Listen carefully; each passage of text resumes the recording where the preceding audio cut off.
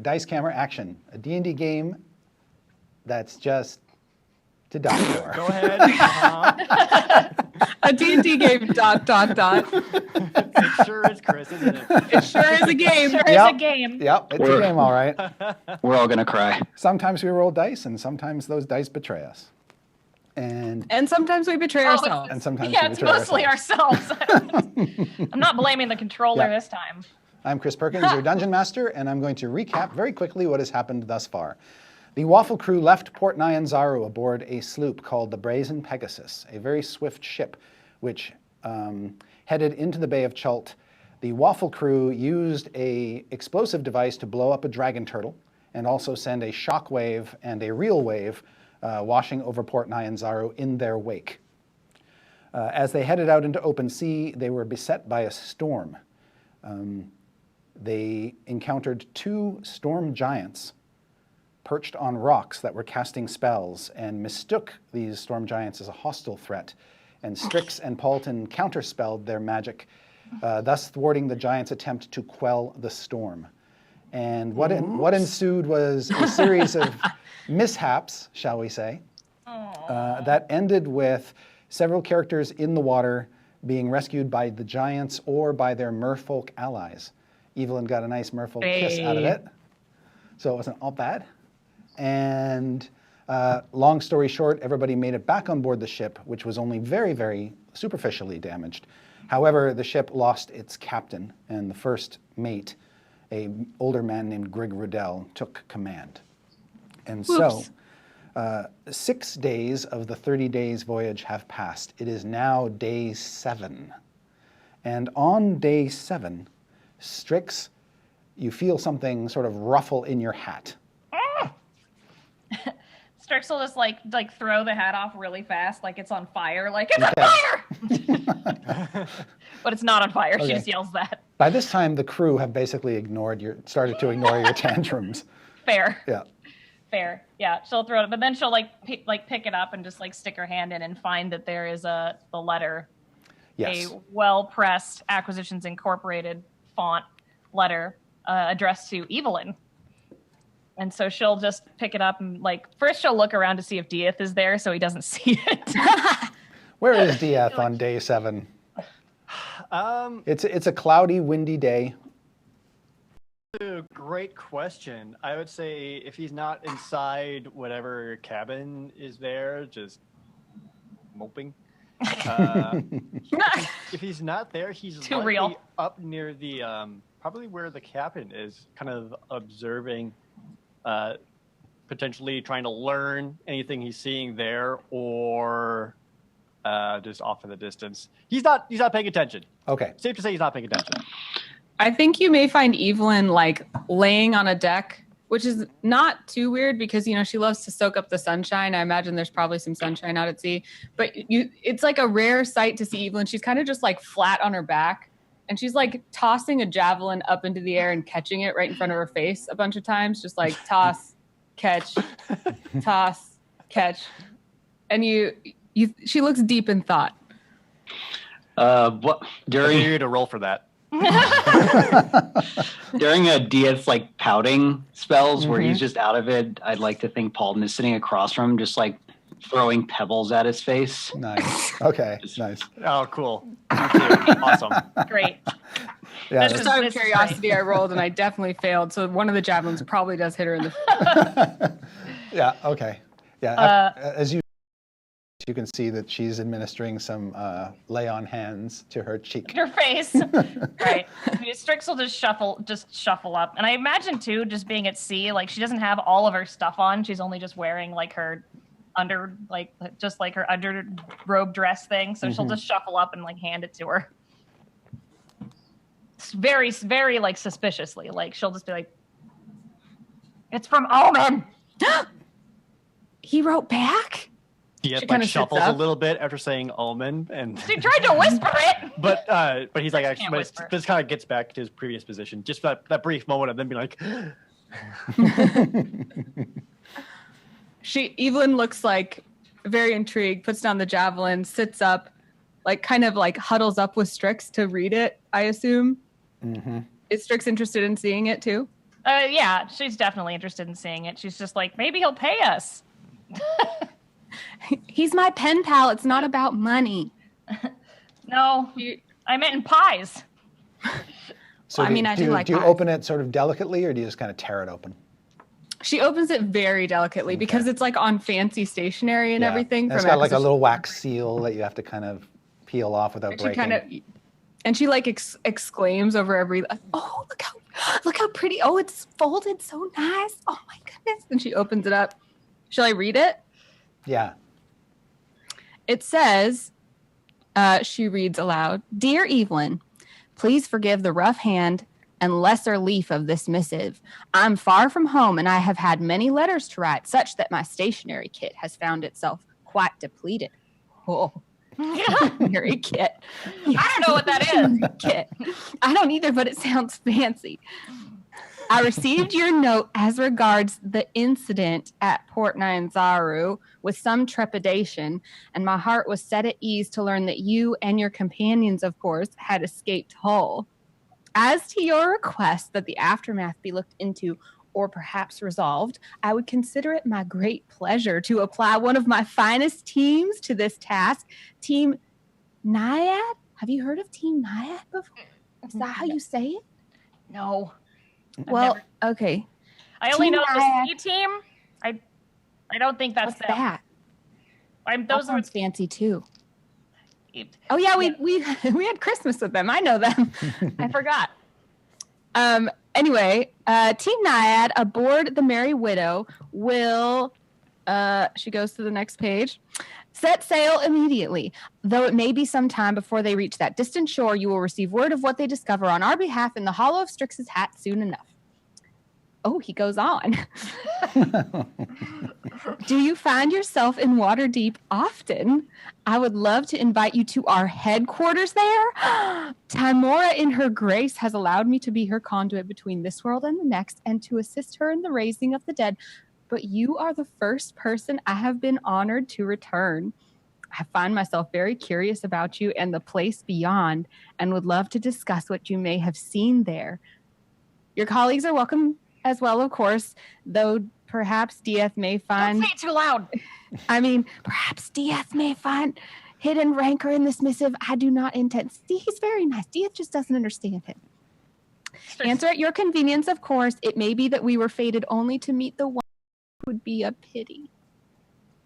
Yours He's in not her that nice service, to me. Menefis Tron. Why is he so nice to you? Well, why wouldn't he be? Maybe you guys just don't understand him. So Dieth and Paulton, you see Evelyn do a little twirl with the letter pressed up against her breast.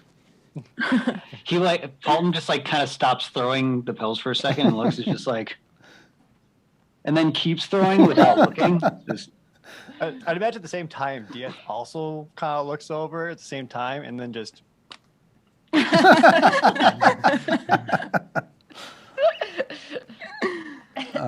While this is going on, Paulton and Dieth, you can see that morale on the ship is still pretty low after the loss of Captain Orteme, and Captain Riddell disappears from deck frequently, and over the course of the day you see he has become increasingly drunk.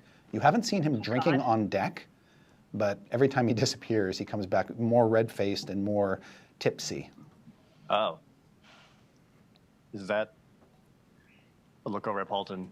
That's fine, right? This is fine? That's how sailors work? Paulton's like, I'm going to get to the bottom of this. The bottom of what specifically? Yes. Dieth actually responded like, yeah, okay, yeah, that sounds like a good idea. I'm gonna, what was his name again? Captain Riddell. Captain Riddell. I'm going to approach Riddell and be like, sir, may I have a word? Yeah, he turns to you, and you can see that he sort of has to choke down some vomit. It's like, can't help but notice that our captain has been disappearing and returning significantly more inebriated. Are you holding up okay? I'm fine. I think I'm going to need to confiscate whatever it is you're partaking in. It doesn't seem safe in this situation, and I think it's for the best. You're here in my guestness. This is my ship now. I gave the orders. You can make an insight check. No, it fell. Doesn't count. Not looking. Unless it's high, then it counts. Not in like that sake. That is a 12. Okay. You can see that his bluster is obviously the drink talking. This is out of character for him. That's as much as you know. He's usually pretty soft-spoken and easygoing. Okay. Can I? And he says, and then he changes his mind. He says, "Okay, come with me. All right." Very good, sir. We're going, and he kind of looks up and around out to the sea. We're going down. We're going down. I'm just like.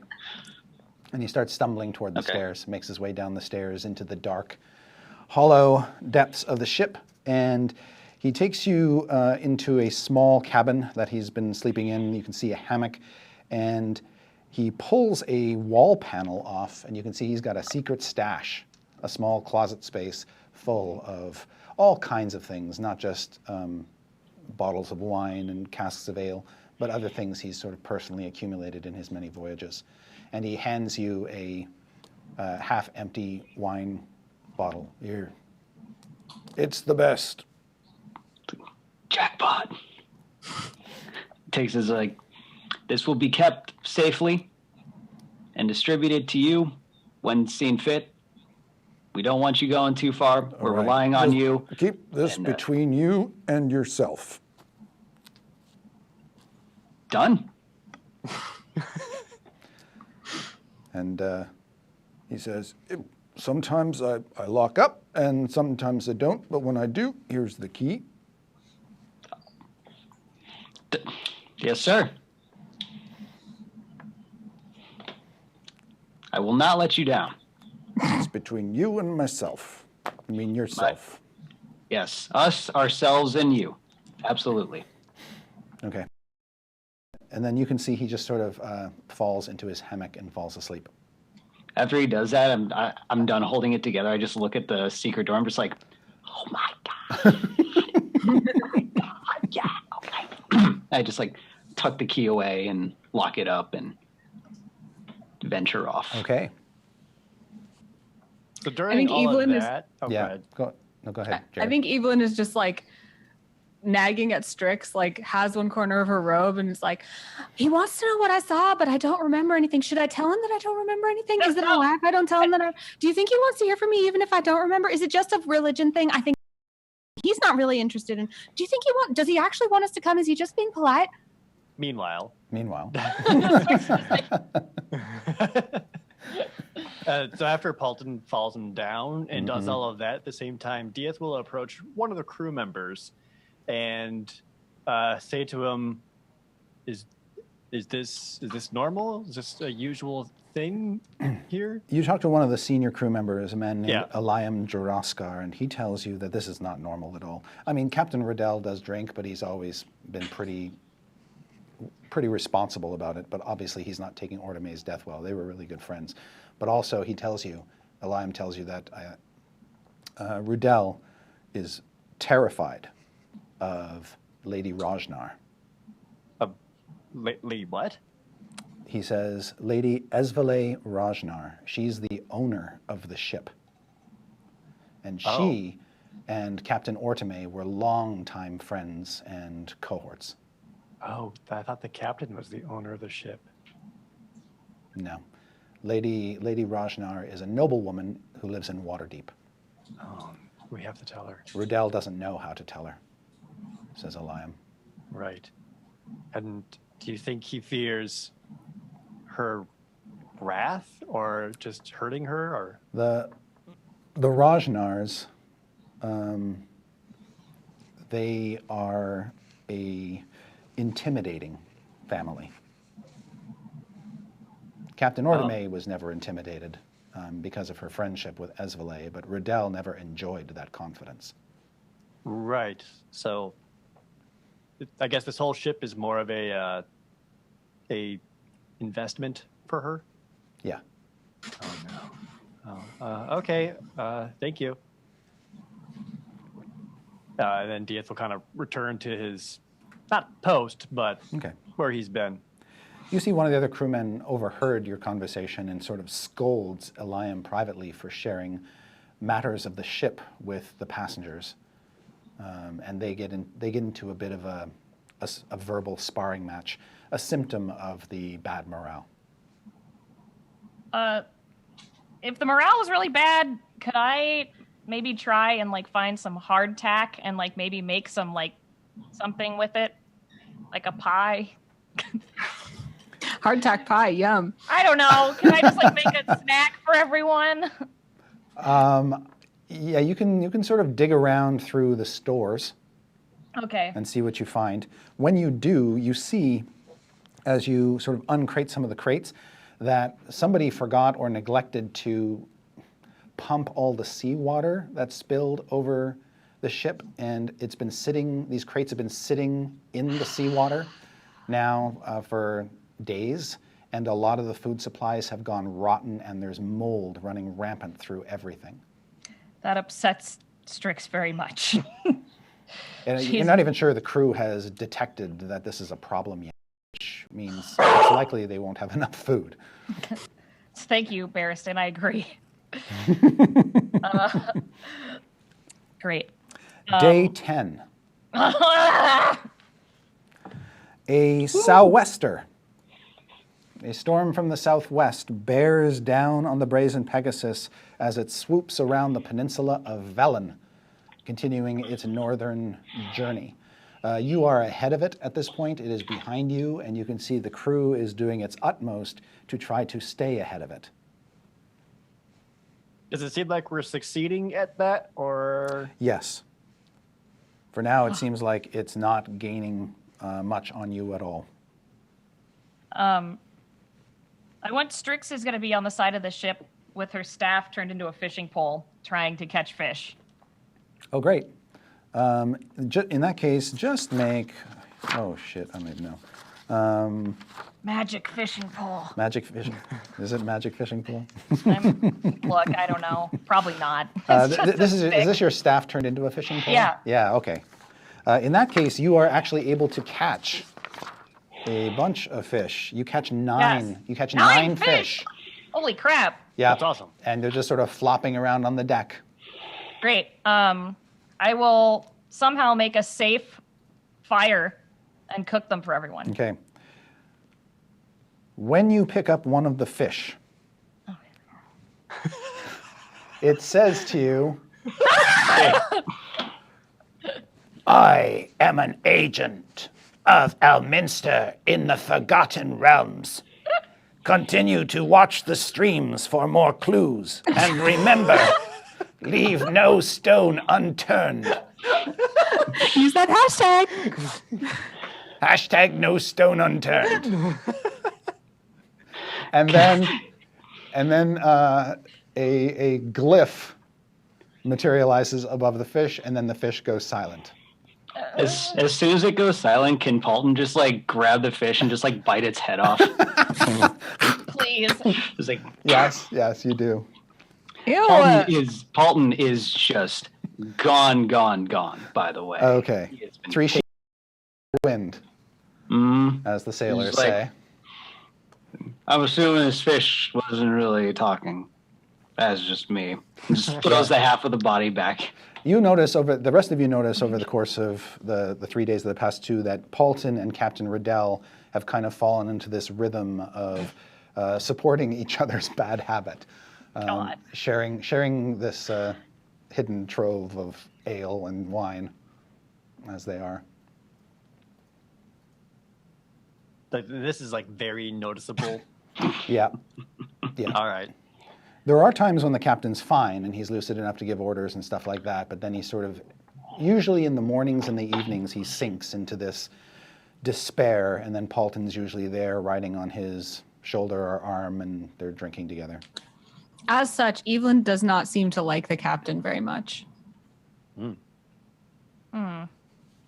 kind of scowls at him. Yeah. So you use your magic to cook up some fire there, Strix, since there's not really a stove on board. Yeah. And you start to skillet the fish with your turning your fishing pole into a frying pan. Right, exactly. And so I'll cook the fish and then bring a whole fish to Paulson and Evelyn and Dieth, and mostly without words, just because they're so upset and Strix just doesn't know what to say. So she's just gonna give them food because she doesn't know how to fix anything. So Paulson takes the fish. He's just like, "Oh, you have this fire under control. That's good. Good steps." Paulson! Strix just starts Don't crying. It's progress. I'm happy for her. No, she runs away crying. She's so No, hurt. Evelyn is hugging her. Evelyn's like trying to comfort her, and No, like she turns into a cloud. And she goes below deck. What was that? What? It was a compliment. I don't see the problem. You see soft cloud tears floating above. No. I'm with Evelyn on this one, Paulson. That was pretty fucked up. Like, Evelyn runs after Strix to try to calm her down and leaves Dieth and Paulson together. Okay. He responds to Dieth. He's like, "The cool thing about that, though, is I didn't ask. So you have yourself a lovely day." And he just passes out. You're such an asshole sometimes. Just like, not arguing. Dieth, you are now alone with the crew on the deck of the ship. The wind's billowing the sail. Where's the captain at this point? You can see that he is asleep behind the wheel. Oh my God. Fortunately, he's sort of hanging on it and kind of exactly how he should be to keep the ship steady. Dieth, does it seem like any of the rest of the crew even sees this right now? They're perfectly aware. Okay. But he's the captain, so they can't tell him anything. And Dieth will just say something. We'll just kind of like loudly address the entire crew, just saying, "You guys can all see it as a problem, right? And none of you are doing anything." They all kind of turn away and go back to tightening their ropes and. Wow. All right. Dieth will go over there, and then if the captain's like passed out drunk, Dieth He is will currently just passed out, his weight just sagging on the wheel. all right, Dieth will just kind of take him and just kind of lift him up and. Okay. And then Dieth will just kind of like hesitantly put his hands on the wheels, like, "All right, you did this before," and just be like, "All right, I'm not great at this, but it's better than nothing. I could just." Skylar do what says, I can. just take us. It's a train now. Me again? Dang it. Just avoid that train. No. Yeah, so he says, just take us north by northwest. We'll be fine. All right, I'll do that. Just, I need your help, but I'm doing the best I can. And then Dieth will just kind of like awkwardly try to take the wheel and just like hold it steady as much as possible. Like as soon as someone says, "Oh, that's right, that's the direction," then he's just like, and it's very like just kind of anxious of kind of screwing up or just making sure like he's holding it tight and keeping the ship on course. Yeah, okay. When you go down below deck, Evelyn, look for Strix. Strix, where are you hiding in gaseous form? Like under the stairs?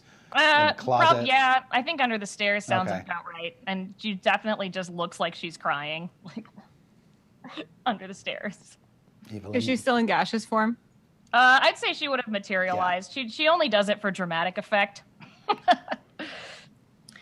Evelyn sits down cross-legged in front of her and doesn't even touch her. Like usually, Evelyn's super touchy, but she's really trying to comfort Strix. So she sits down and she's like, "I'm really sorry. That was really mean. You didn't deserve that." And she kind of like looks up at Evelyn with like tears in her eyes. And she's like, "I did deserve it. It's my fault that everyone hates me. And she's just like crying, lying on the ground. She like tries to reach. Evelyn by nature keeps like reaching out to touch her and then being like, oh no, that's not what she wants. So she's like, no, I don't hate you. You hear a clump, clump, clump coming down the stairs, and you see a shadow sort of cast upon you, and then a figure comes around the bottom of the stairs, and it is Simon. Oh. And he just holds out your frying pan, Strix, like he's giving it back to you. Oh. Thanks, Simon. See, Simon doesn't hate you either. Simon, you're not mad at Strix, are you? No, see? You should, Simon. Dart me? Usually you dart me after this. Oh, thanks. No. Day 12. Do you want a hug? Do you want a hug from Simon, Strix? You want a little Simon No! hug? She runs away. Day 12. Dieth, make a charisma check. Just flat out charisma? Yeah. Okay. And I'll give you advantage. Ooh. Yay. 13? Okay. On day 12, 2 days have passed since you took the wheel. The crew is starting to defer to you. Captain Diaz. Ah, heck. You've persuaded them that you're probably best equipped to stay on the wheel. You seem to be a natural at it, and they seem much more upfront with you, and they talk to you, and they sort of guide you, tell you things that you need to know about, the course that the ship is on, things like that. You've left Velen behind you, and you're heading north by northwest up the Sword Coast. You'll pass by as you continue your northward journey on this day. Hi, Mansk. Yeah. Okay. So I guess during this, Dieth still doesn't. And they'll periodically relieve you. They'll also. Okay, cool. Yeah. Yeah, Dieth does not have enough nautical training to be No. able to properly command people by any means. Yeah. Or really make informed decisions by any kind. But they at this point they see you like a member of the crew, and they treat you as such. And actually, their morale has improved slightly. Sweet. And Strix has been catching fish too. Hopefully that helps their morale. She'll Until use the at galley. least for now. After this is day 2 of eating fish. If Dieth is outside a lot, holding the wheel, he'll have his shirt off a lot, and then because he's doing so much work, he's probably getting real ripped too. Oh, It's there we go. probably sweet. Yeah. While Dieth's like steering and stuff, like Paulson today just kind of stumbles out, and he sees all this morale. He's just like, let's all big round of applause for new Captain Dieth. We're all counting on him, right? And I'm trying to get everyone to be like, yeah, That's mutiny, says Riddell, standing behind you. And then as soon as I hear that, I just duck out. It's time to go. Yeah. Riddell staggers around and sort of says, "Where is this cad who would call himself captain?" We lost Anna for a second. She'll Oh, be no. right back, I'm sure. Well, Yeah. just pretend she's saying Lathander. Yeah. So The crew is like, no, you're the captain. You're. Yeah, it's well, we're still captain. We're just trying to help out, make sure we get home. That seems to satisfy him. Great. No one has actually called me captain, right? No. Okay, cool. Yep. At one point, though, Strix will definitely make some kind of captain-style hat out of things she can find around the ship, maybe some sails or something. Yeah, sure. And present it to Dieth, all proud of herself, It looks like one of those paper boats, Dieth, kind of but it's all sort of like an origami hat, basically. and in green writing it says "Captain" on it. When she gives that to Dieth, he'll actually be just kind of like, "Oh, this is cute," and he'll actually take it and kind of wear it a little proudly. a little bit. You realize that the wind easily sort of catches it, so maybe Strix has to come and attach a strap to it. So you got a chin strap now. Yeah. It's got a ribbon. She finds a ribbon, so it's like a bonnet. Okay. She ties it around his head. That actually gives the crew a much-needed laugh. Yay! Not at your expense, Dieth, but at theirs mostly. Yeah. It seems is Dieth still like steering right now? on and off. Yeah. Okay. I'm gonna approach him like while he's behind the wheel, if he currently is. Yes. I just like kind of stumble over. I put a hand on his shoulder. I'm like, look, I know what I said to Strix was mean. And I know you and me, we don't get along that well. All right, carry on. And just pats him on the shoulder and leaves. All right. Diaz is just dumbfounded and doesn't have a response for that. It's because it wasn't anything. Strix is gonna be scared of Paulson now. By the way, every time she sees Paulson, she's like, and she like walks away like she's gonna do something wrong, or she feels like she's just making his life harder.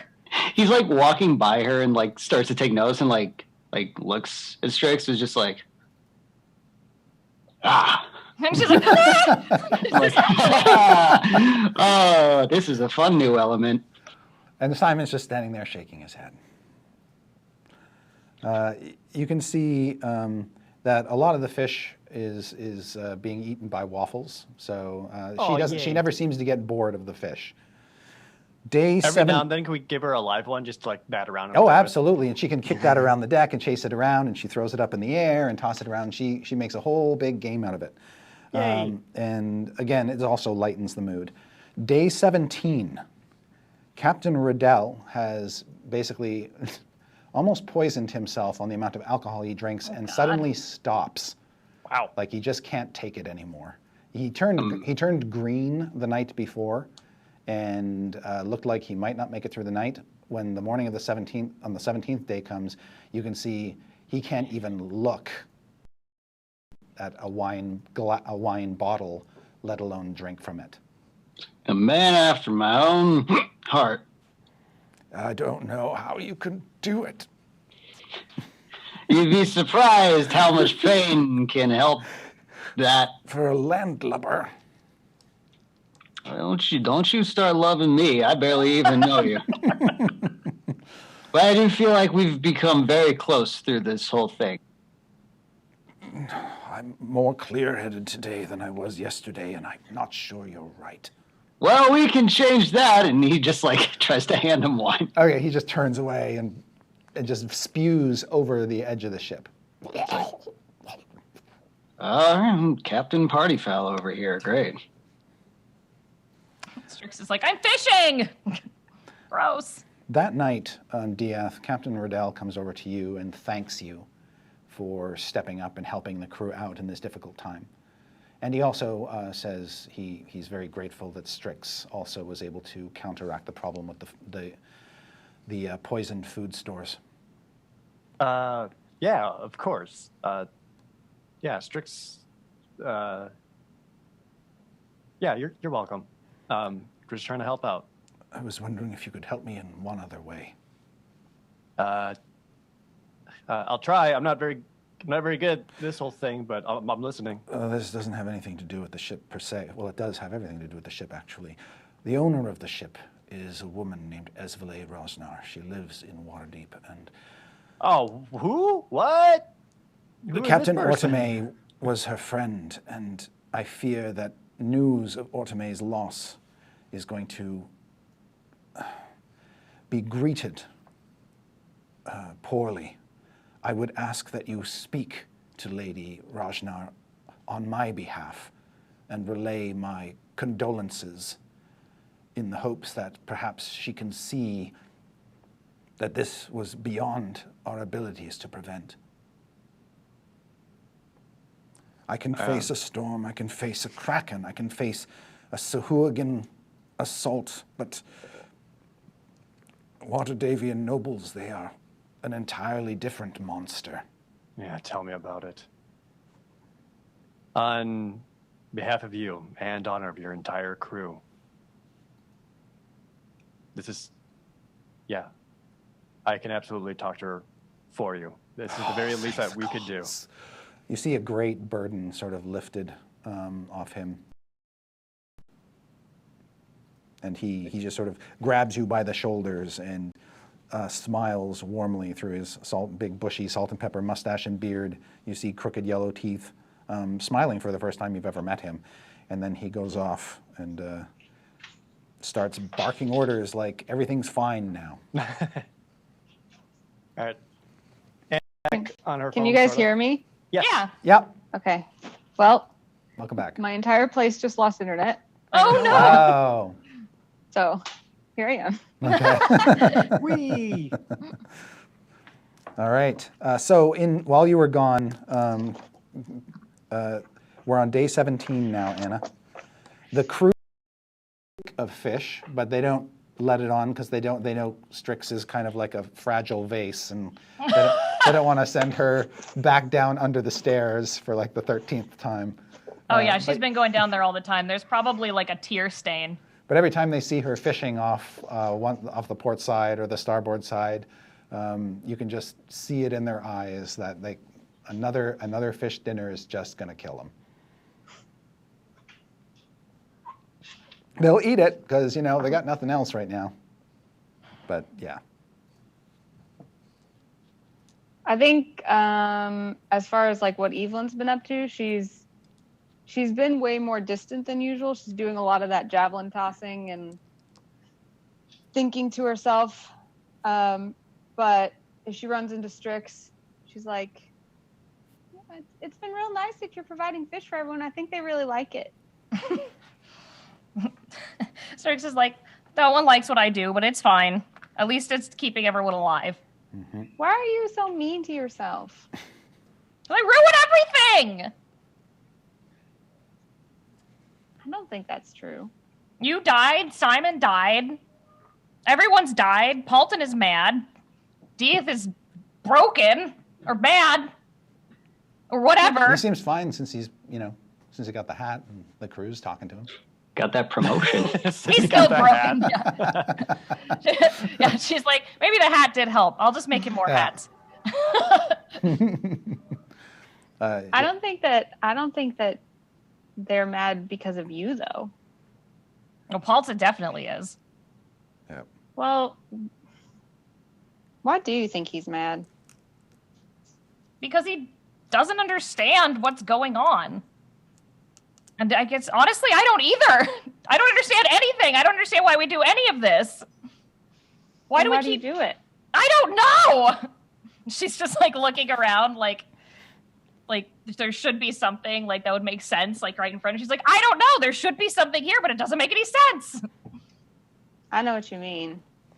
I feel like, I don't know, I have this weird feeling like I know what I'm supposed to do and what's right, and yet there's like a whole nother voice inside me that is saying something different, and I don't know where it came from. It's like when I came back to life, I was two people. Do you ever feel like that? Strix is so just like overwhelmed by what she's saying. She's like, and she looks at Evelyn and she goes, I don't even know if I'm one person, let alone two people. And she just walks away. It does occur Evelyn to you looks over very this long sad journey. being left alone. Uh-huh. It does occur to all of you over this long journey that since the death curse lifted, it's dawned on you multiple times over this voyage that the smell of the fresh air and the sort of health and hale, hearty feelings you feel is kind of new. You'd suffered under the death curse for so long. It was sort of tearing you away physically. Now you seem to be kind of back to your normal selves. Dieth, you've been, on a steady fish diet and working out tremendously on this ship, so you feel pretty good compared to the last several weeks, months. Yeah, physically. Physically, anyway, yeah. Day 20, you hear one of the crew members shout, "Flotsam!" I don't know what that means!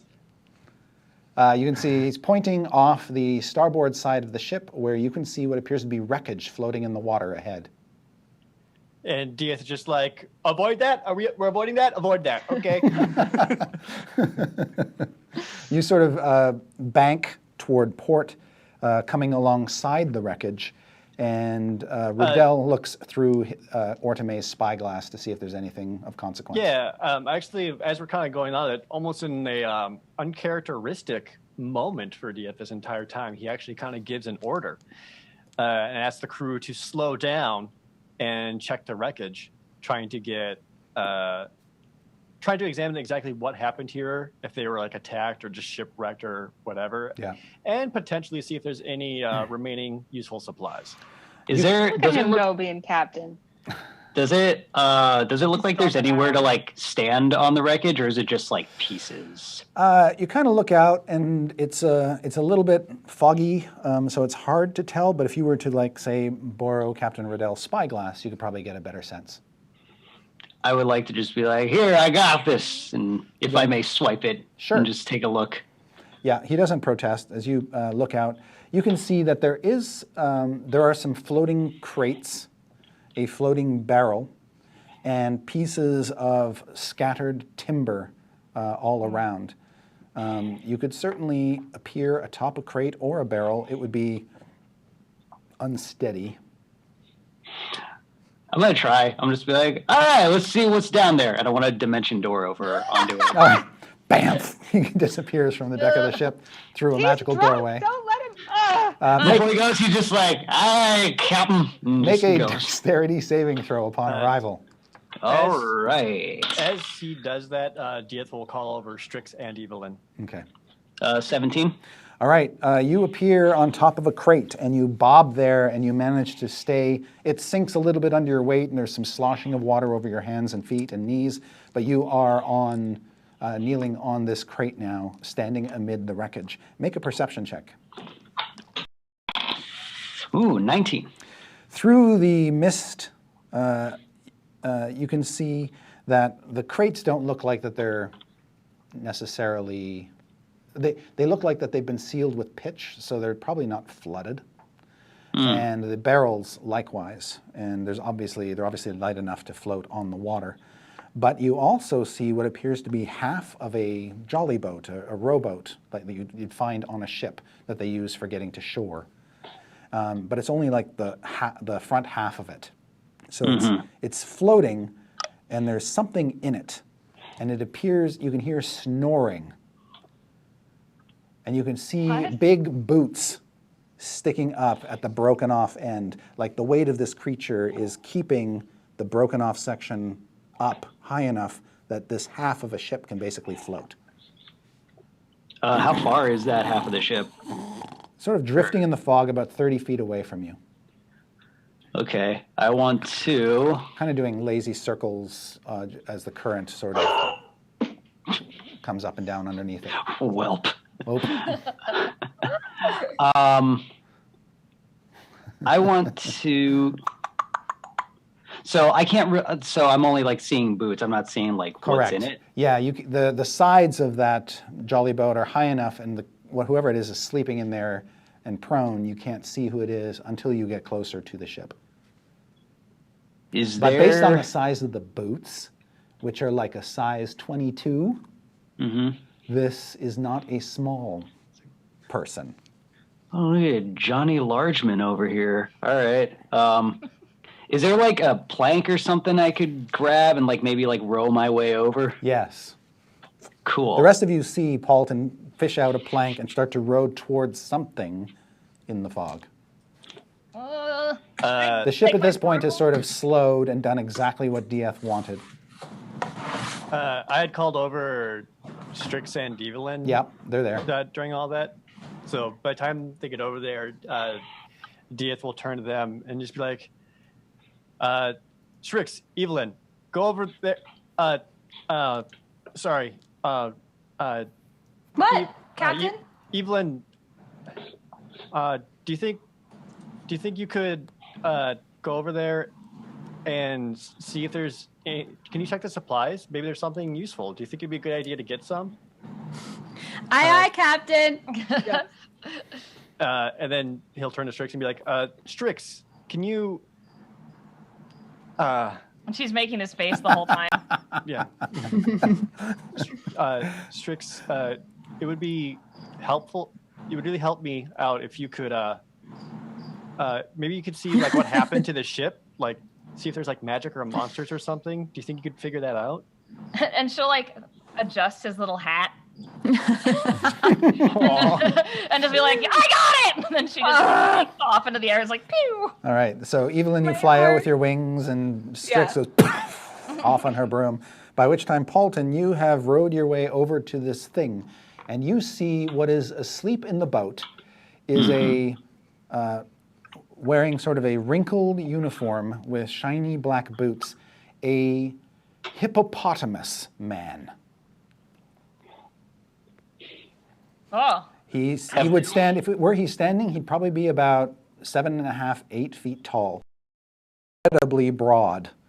And his uniform, if you'd call it that, is all sort of wrinkled from having been in the salt water and wet and everything. But it's mostly, it looks a little bit damp, but dry. It looks like it's drying out. And he is sleeping soundly. You can see that his hands are so big that they could pretty much just sort of cover your whole head. And I'm assuming I've never seen anything like this before. And you can see on his uniform, he's got some medals pinned to it. Could I do like a history, or I guess it would be a planar check, guess to see if this thing isn't from here? What would that be? History? That would be make a Arcana. Gosh, make Yeah, an Arcana check. Okay, that's This qualifies as arcane. 24. Okay, and Paulton, you see Strix go overhead on her broom, leaving a cloud of smoke behind her. She looks down upon the figure in the boat. Evelyn, you are over there as well, fluttering above crates and barrels. Sorry, you're muted, Anna. Do I see anything of interest? You see the crates, the barrels. You don't know what's in them because they're sealed. I pick one. Okay. That looks like it might be interesting. Okay. And I assume I can't. Like, how heavy is it? Can I carry it? You've got a strength of 18, right? Yeah, but I'm flying. Right. You probably can't, but you could drag it. I'm just going to push it through the water like a little motorboat. All right. Yeah. When you get it close to the ship, they're able to basically line it in and haul it up.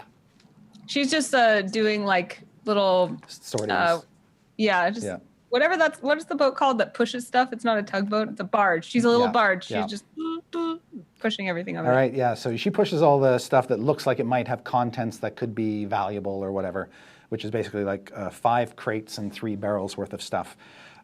Strix, you believe that the creature in the boat is a GIF, G-I-F-F, a mercenary hippo folk who are known to pop up in all kinds of crazy places. All right, so I definitely would have seen one in Sigil at some point. Probably, yes. Probably more than one there. But merchants or fighters, evil. But you've never seen one here in this world, and you never really associated tremendously with them. But you've heard that they basically are, as true mercenaries, sort of in it for the money, and don't have any particular morals or ethos beyond that. So he could have been hired by someone. Potentially, yes. All right. Before I wake him up, can I just look up at Strix and be like, it's weird. Well, first she's still scared of you, and she goes, ah! And then she goes, oh, it's a GIF. They're hippo people. I've seen them in Sigil. Ah! She just screams again, and then just covers her mouth. I would like to look to the hippo to see if he's woken up. Okay. A seagull lands on the hippo's head. Oh. Is he still asleep? Yep. I just point at him. I'm just like. I can, if I could, I would like to polymorph this hippo folk into something that we can carry back to the ship. All right. I like seeing her starting a spell. I'm like, She's like, All right. So what do you want to try to polymorph it into? just, maybe just because since it's on a ship and I don't really want it to get away, I'll just say another baby chick. Okay. Oh, and the DC is? 16. Okay. The spell washes over him but does not seem to transform him, and he wakes up.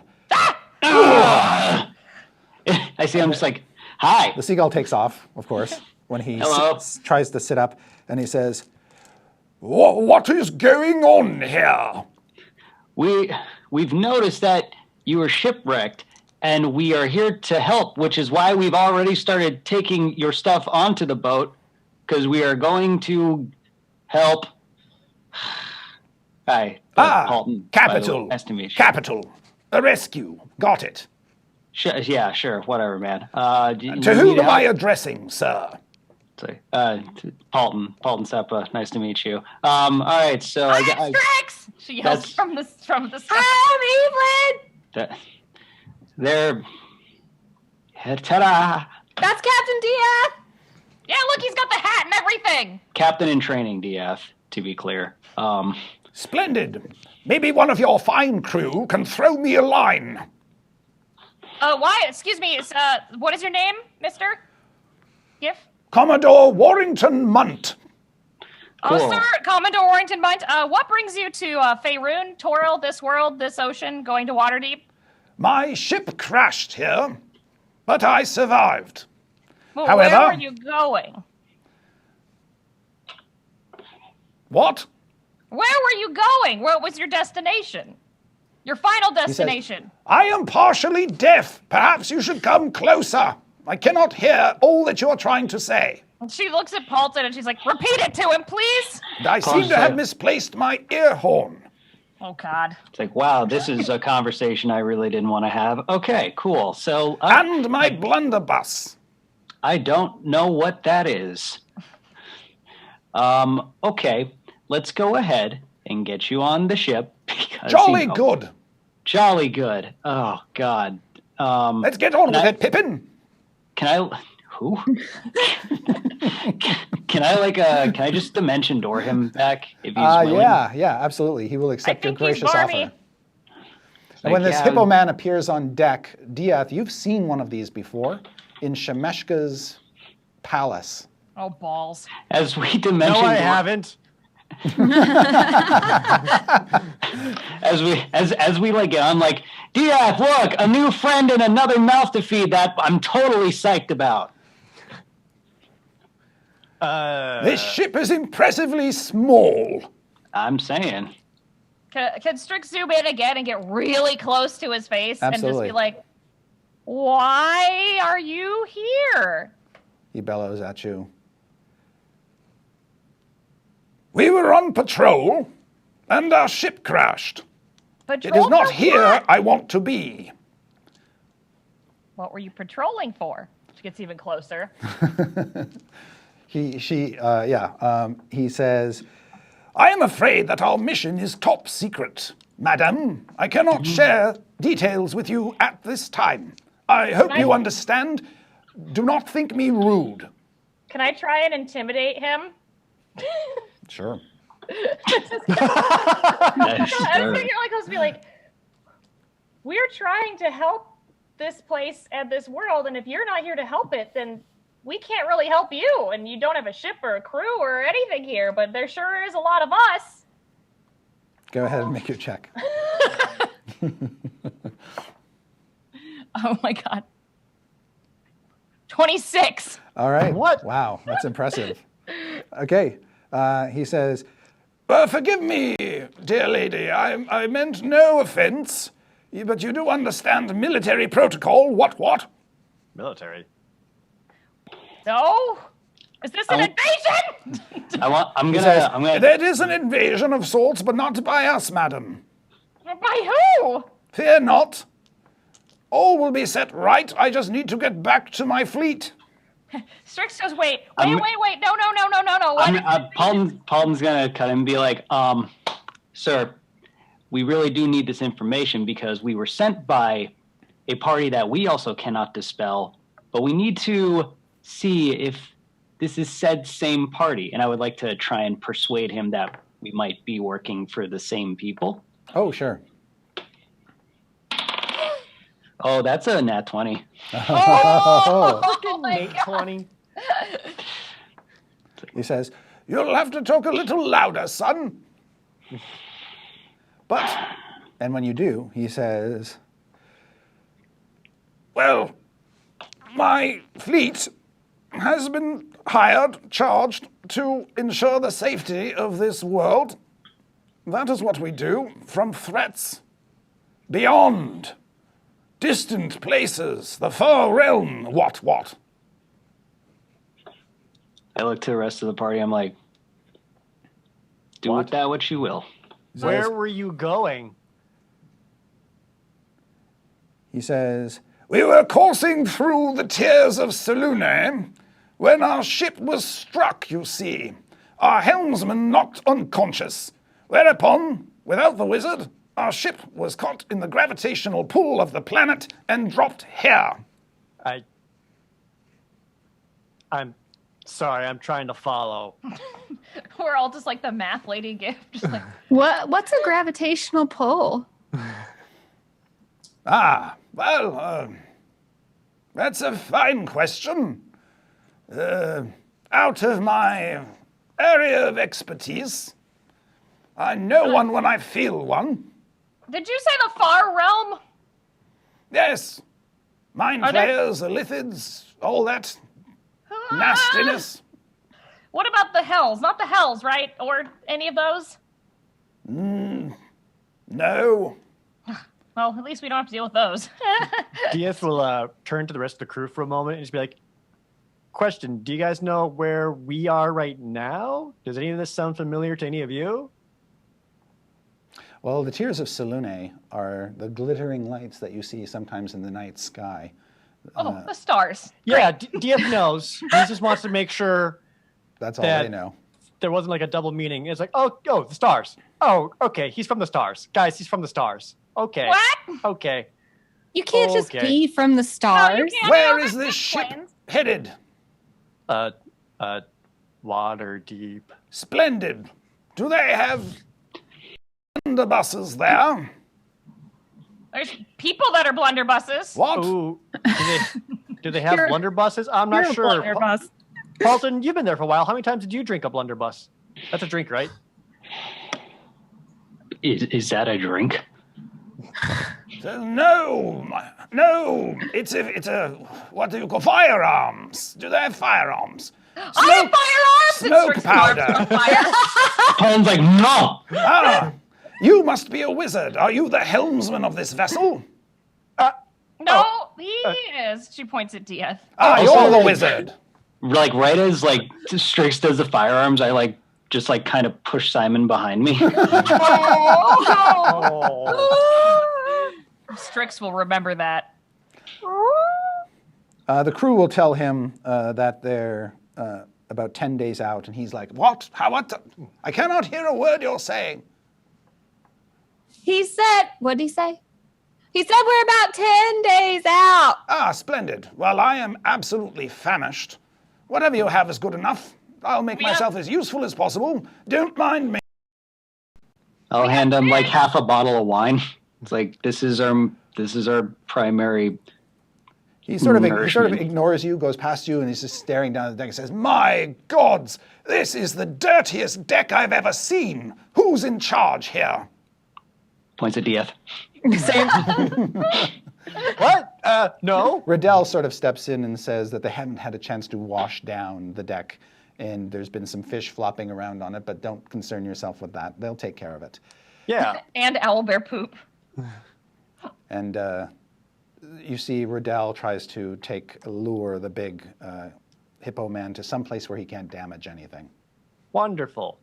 Hey, we could do this, right? Are we able to take him on and still be okay on supplies and stuff? Was there anything in those crates that Evelyn found? If you want to finally sort of unpack the crates, you can see that one of the crates contains a bunch of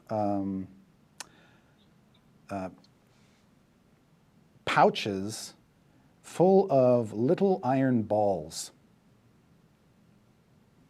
Another of the other 4 crates contain, one contains bottles of wine packed in sawdust. Oh no. Oh no. Evelyn tries to hide this from Paulton. And the other 3 contain food that the likes of which you have never seen. Weird sort of alien mosses, strips of meat from unknown beasts and whatnot. So you've got these weird ball-bearing things, you've got the wine, and you've got 3 things of meat and other non-perishable food. The barrels, you see 2 of them one of them contains oil, one of them contains pitch, and one of them contains water. Oh, water. So we got water and food? Abundant food. Is this food? Strix, is this food? Yeah, Strix will rummage around in there and taste things and. Yeah, when you figure do, out- you're treated to tastes that you've never experienced Oh! before. I'd shove like 4 different pieces in Yeah. my robe for later. And I'm like, it'll work. Oh, this is awesome. We'll be Yeah. okay. Look, you guys did it. Paul's like, yeah, imagine how much more if we didn't have to feed a giant hippo person too. Well, it technically is his stuff. I mean, we found it, so. Did you happen to see a floating hearing horn by chance? Mm-hmm. I feel like it could really help him. And us, mostly us. I don't know. Strix is good at making things. Maybe she can make him one.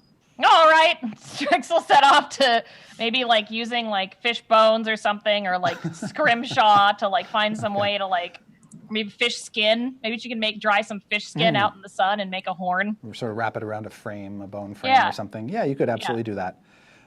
Day 23, the horn is done. Yay! A pod of whales swims by the ship as you are coursing north by northwest toward Waterdeep, and they pass by without any issue. And it's one of the first clear sunny days that you've seen, but it's crisper and cooler now. You seem to be traveling far enough north that you've left the tropical temperatures behind, and it's becoming much, much colder. So when you're up on deck in the wind, it's actually quite bracing. Oh, And I would Diaz like puts his shirt back on. I'd like Dieth, while he's putting his shirt back on, to make a perception check. Okay. Just, oh.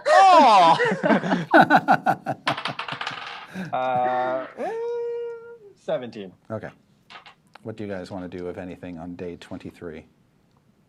You're about 7 days out from arriving at Waterdeep, according to the crew members.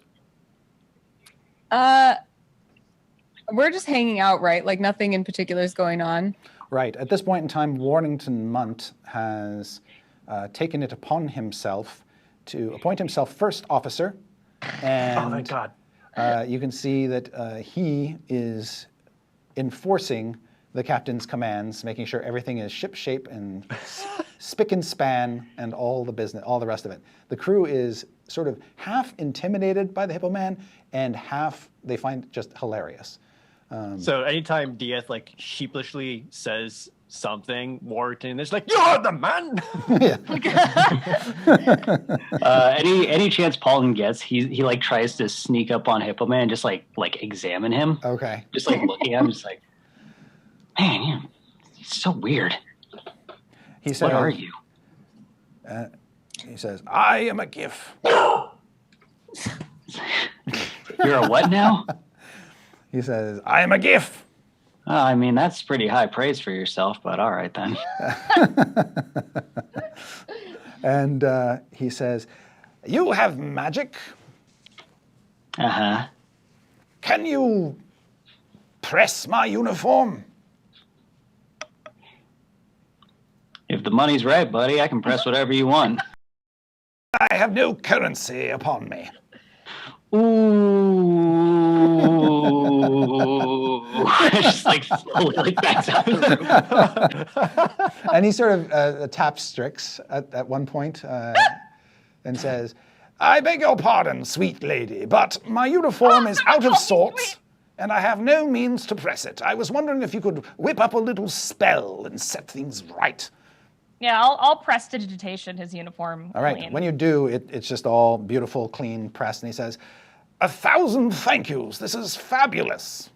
And it's funny because she did that and she just looks like a mess. Like everything on her is just like disheveled. And she's like, you're welcome. And she shuffles Are away. you somehow impervious to your own magic? Well, what? And she's like, her hand's on fire and she's like, maybe I am. I think Evelyn has been looking for a chance, like when Dieth is just hanging out captaining or something, to go just spend some time with him. I imagine he's kind of like, you know, if he's the captain, he has all these official duties, so he's not just like hanging out as much. So she probably, does he steer the ship? Occasionally, yeah. Yeah. It's So I imagine very he's- much a case of fake it till you make it. He's like kind of steering. Oh, catches Yeah. it. Just like...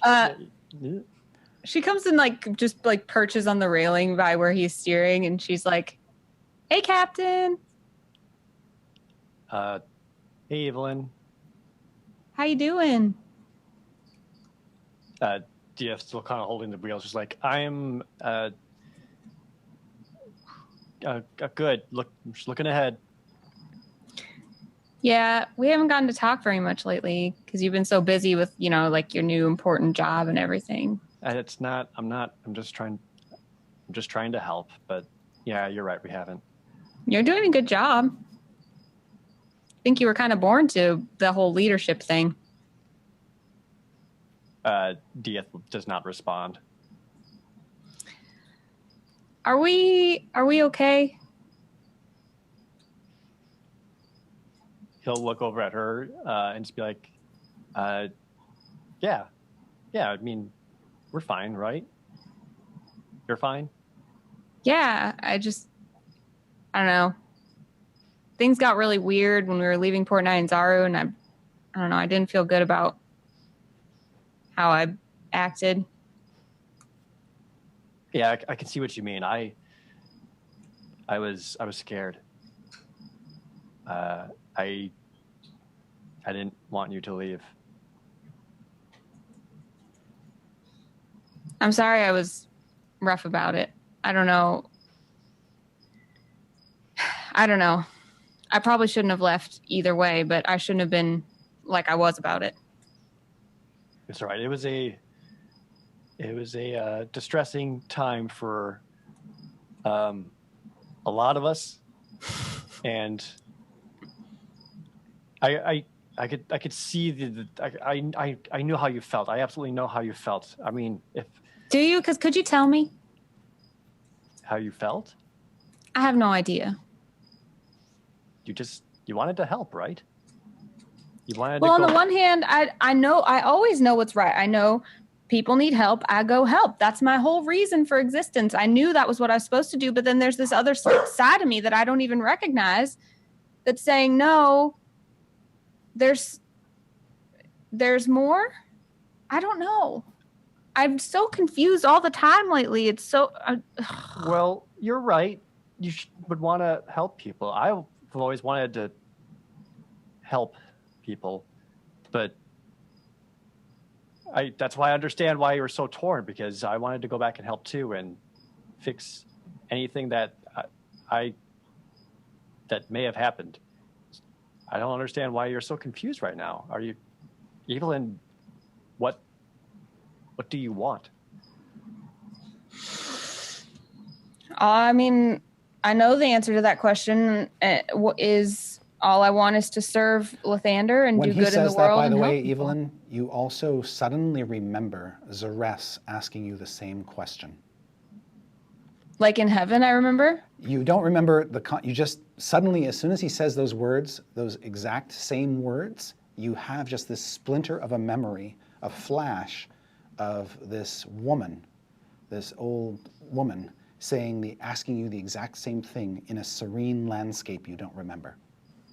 I think that probably kind of like hits her in the gut. Like I think she kind of, Yeah.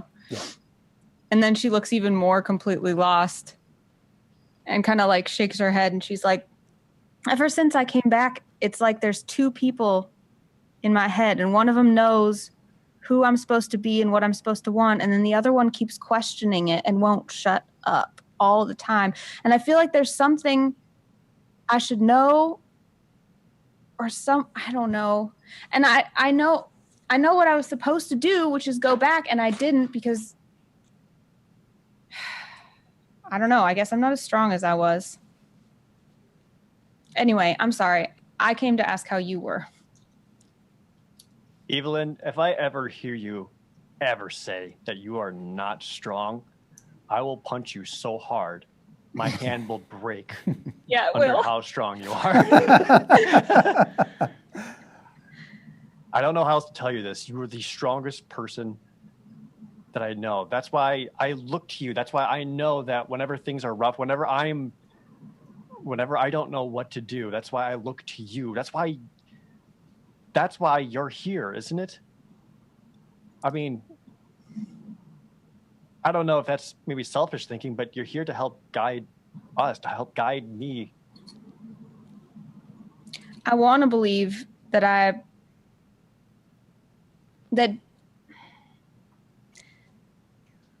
want to believe that what Paulson said is true, which is that maybe I have a purpose I didn't understand that's more about this family than it is about helping every single person I come in contact with. But isn't it possible that I'm just looking for excuses?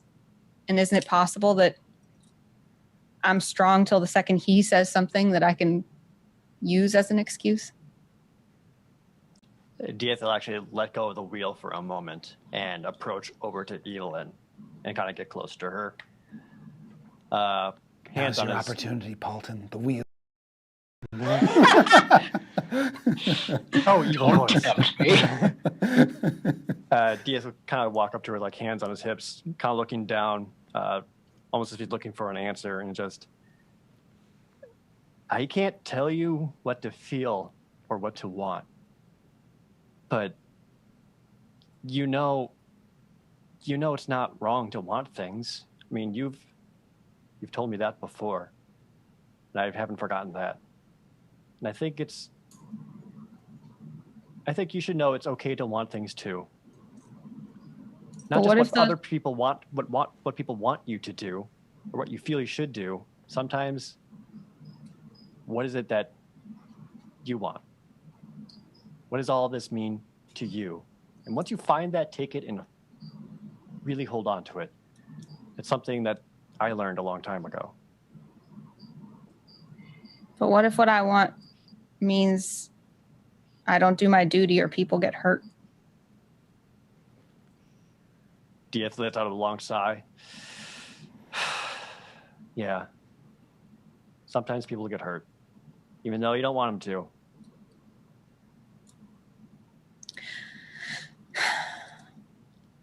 How do you figure all this stuff out? How do you always know what to say?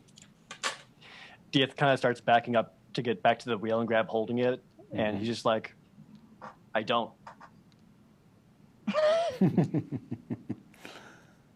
Maybe it's okay just to not, huh? Sometimes it's better to live without a plan. Well, what about you, though? You didn't look so good back then. Are you feeling better now? I'm fine. Yeah. Dieth looks over it. We'll look over it. It's kind of like, I have to be. Dieth, you don't have to be anything. We're here for you just as much as you are for us. It's unfair not to let us be. Dieth looks down at the wheel and looks back straight ahead and just like, I'm steering the ship. I'm getting us home. That's what I need to do. I feel like down in the ship you could hear just like, the food is combustible! Yeah, Strix, you are rather taken with some of the dry meat that you've got out of the crate. Warrington tells you at one point that it is basically space lampreys. Fun! Yeah, and they sometimes attach themselves to the hulls of ships, and so they're pretty easy pickings, and they're so tasty. Paulson, you're on deck. Simon points to something. When you sort of track his finger, make a perception check. I'll give you advantage because he's trying to point it out to you. 19. He's pointing at a ship that is to stern, not close, like out toward the horizon, but it is on the same course as you. So,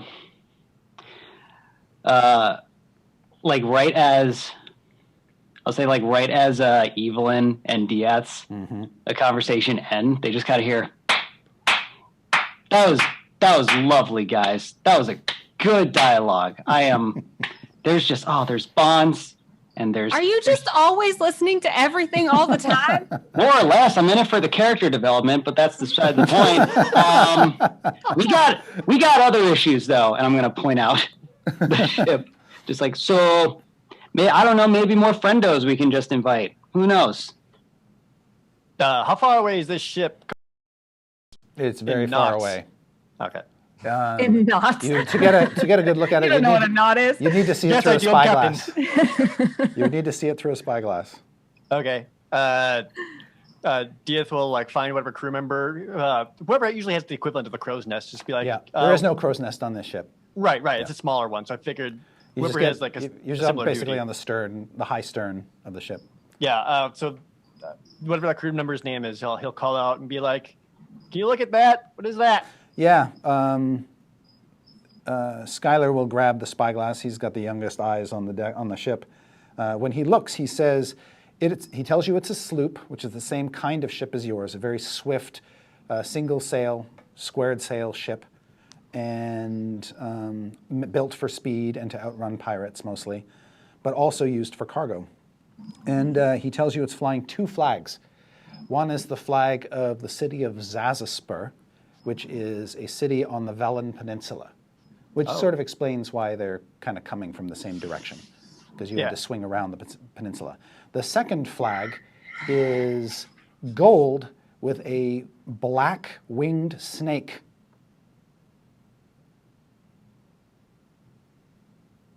Hard pass. Okay. At this point, DF, cunning castaway, will say, "It's headed for us. Is it faster than us?"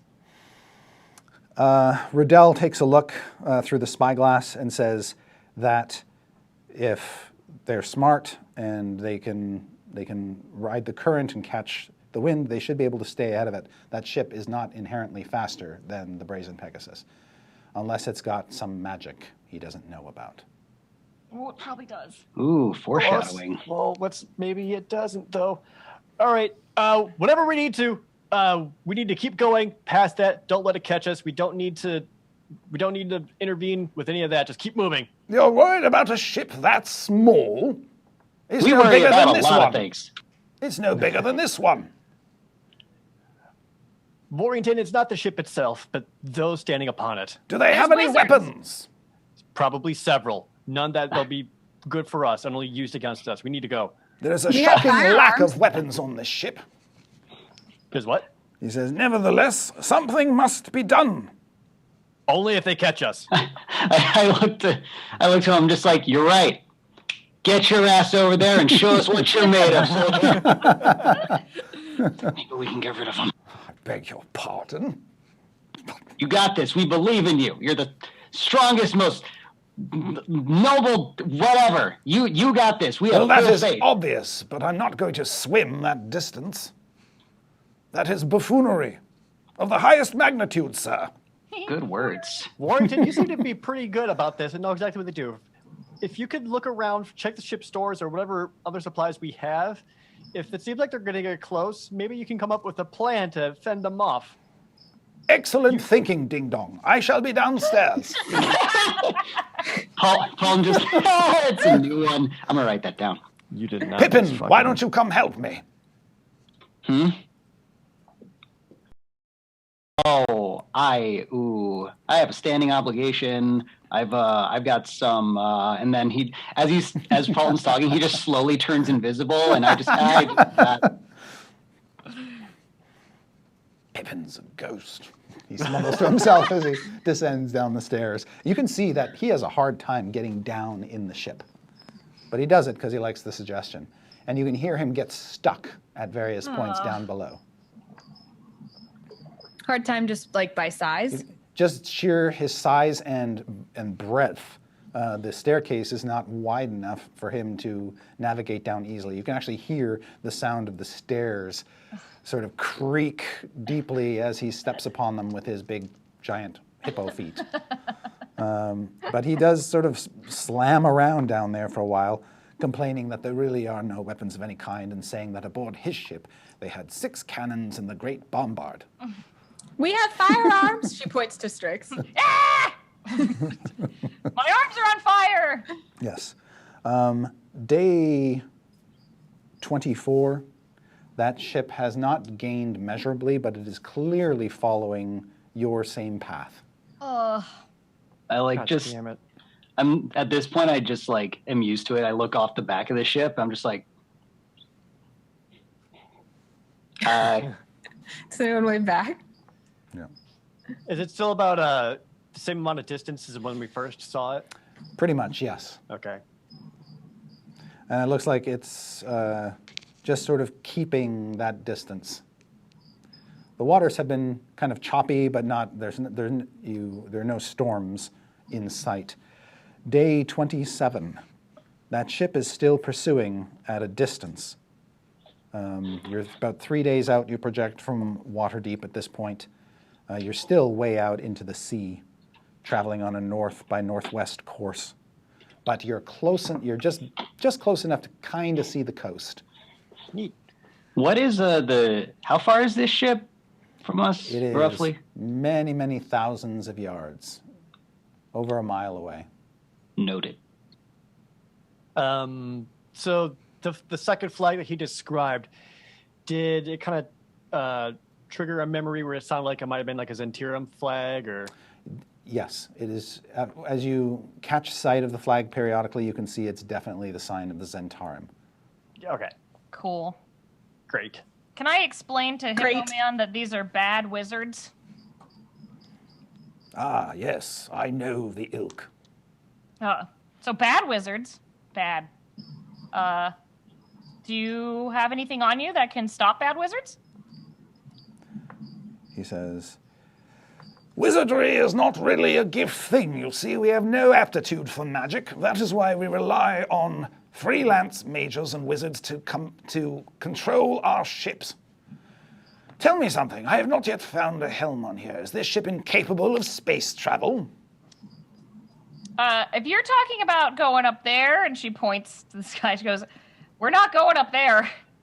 Yes, I This shall is see. only I have to water. see about procuring one in Waterdeep, if this city is of a measure. Ooh, I don't think you're gonna like it. What? You're gonna love it. I'm going to like it? Excellent. Like, Strix Oh is- yeah.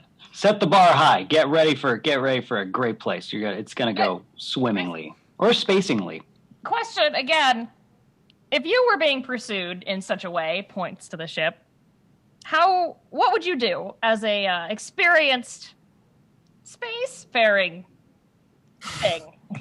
I would have someone go over there and conduct surveillance. A reconnaissance mission.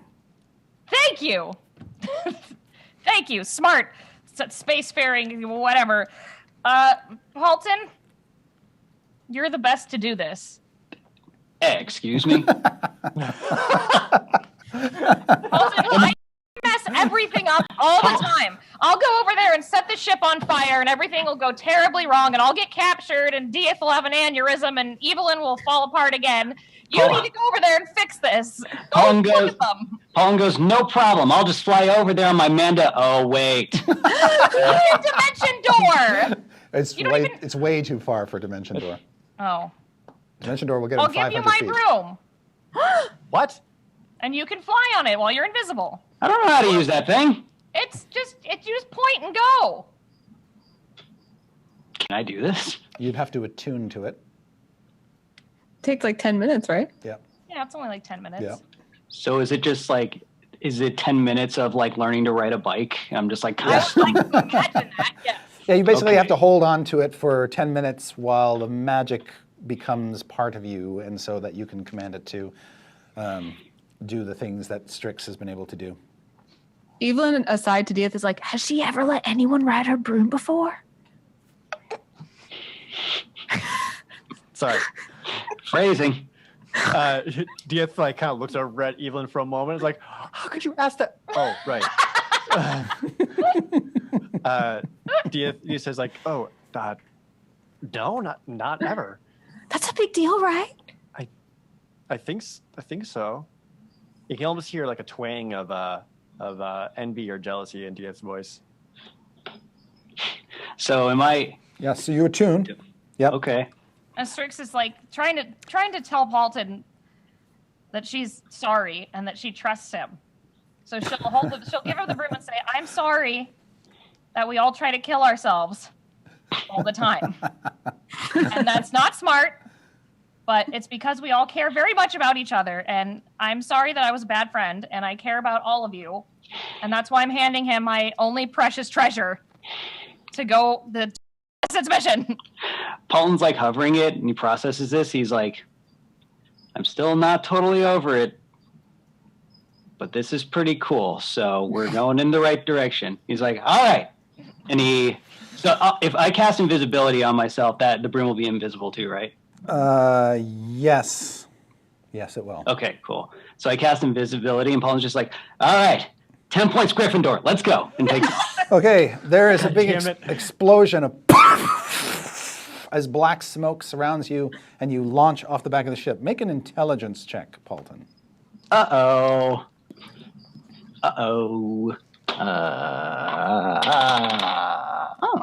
18. Okay, the magic, about 15 feet after you take off into the air, the magic of the broom cuts out. And you sort of fall like 5 feet, but then suddenly you kind of regain control over it again, and you don't hit the water. You stop short of that and continue to launch yourself forward. So just Sorry, it's so shitty. During the first crash, he's just like, oh, she planned this. But you see, it's actually kind of bad. The magic that went into making it, you think, was not entirely great. And so it is hard to control. It sort of veers to the left on its own. And you have to constantly kind of fight it to get it straightened out. And every time it backfires, there's this... Just like, all right, well, this is great. This is way less fun than I wanted. While you are invisible, the black smoke trail that you're leaving behind you is not. Just looks back. Uh-oh. I feel like you're just talking to himself. So it's like, I feel like there's like 10 steps that we glossed over. All right, well, here we are. Back on the deck, you see Simon just sort of standing on the stern, kind of looking out toward the smoke trail as it gets farther away. And he just does a 180-degree turn to look at the rest of the crew and just gives you this sort of sag-shouldered look like he's been abandoned. Oh, no. Paulton does like a slow-mo turn. He's just like...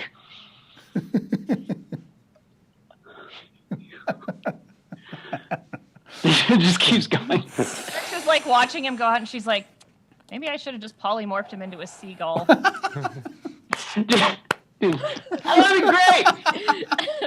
But I wanted him to feel special. I do feel special. All right, Paulton, as you come toward the ship, you can see that it has what look to be like a dozen people on deck. There is a sort of a dark-skinned woman in gleaming gold armor who's at the wheel, and the crew are all kind of dressed in black otherwise, black leathers with capes. And you can see the flag is clearly Zentarum. The Zaza Spur city flag is also there. You note that the ship is called the Sea Serpent. And everybody on deck appears to be pretty well armed.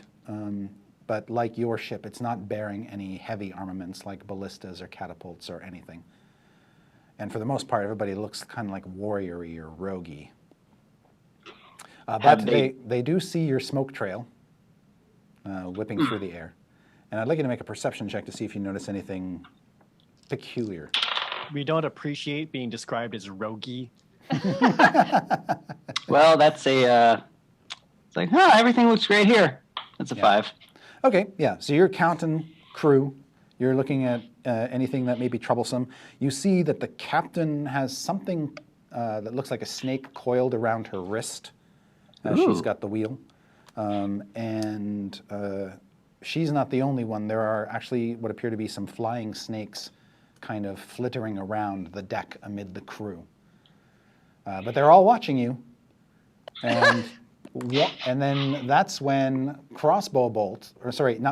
arrows come flying up in your general direction. And they have disadvantage. 2 arrows are launched up at you. All right, one of them whips past you, doesn't even come close really. The other one rolled a 22 on the attack roll. That's with the disadvantage.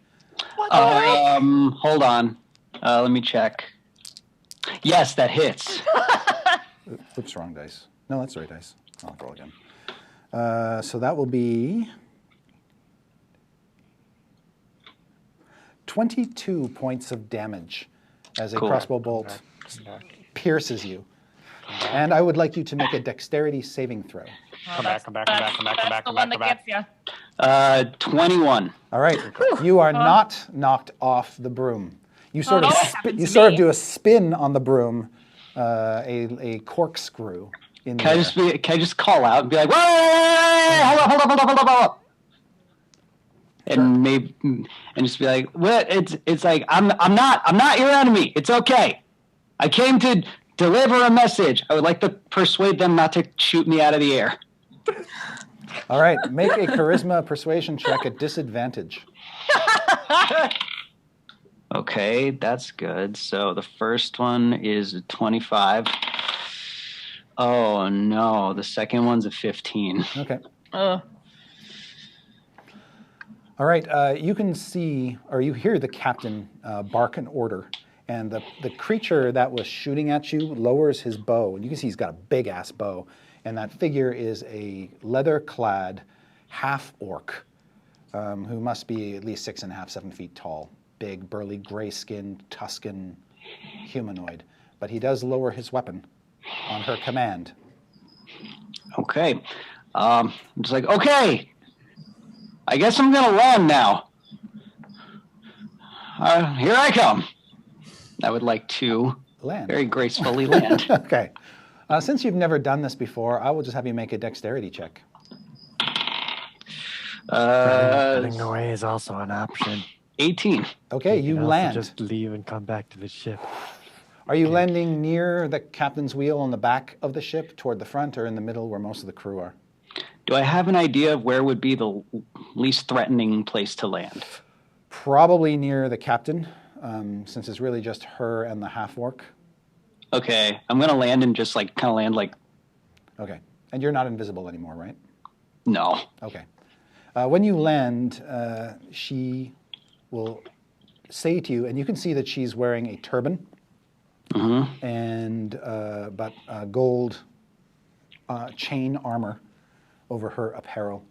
And the thing she's got coiled around her forearm is a winged snake, a black winged snake. And it's just sort of watching and hissing at you menacingly. And she says, "You are not what I expected. I expected the witch woman." Yeah, well, life happens. You start studying other. She holds up her hand and says, "My name is Captain Tashlin Yafira. What is yours, boy?" They call me. And he looks around. He's like, Paulson. Shit. Very good. And she says, "What do you want of us?" It's like, well, okay. So before I actually talk to her, what is it that I know about?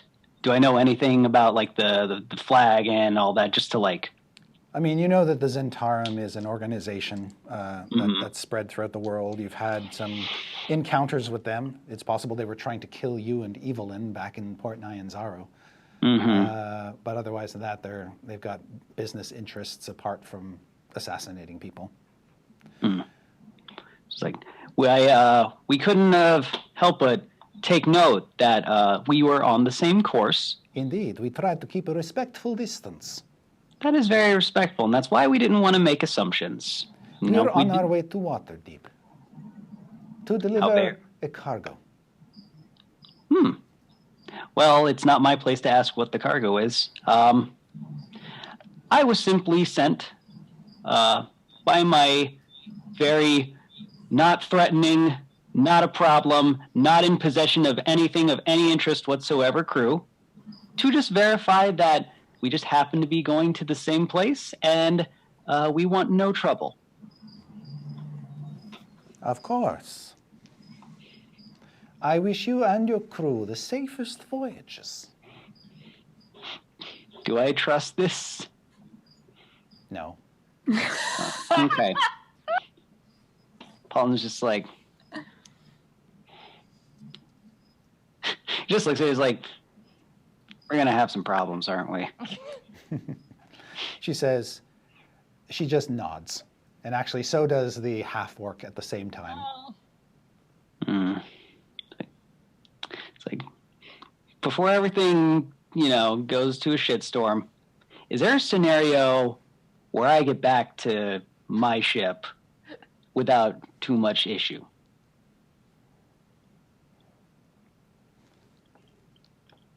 They look at each other and say, do you need help getting back to your ship? I don't think I've ever liked a question less. Like, I could fare my own. It's less about needing the help and more of the... We can deliver you back to your ship.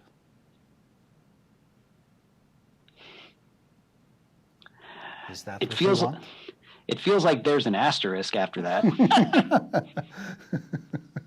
The half-orc sort of looks at the captain. Asterisk.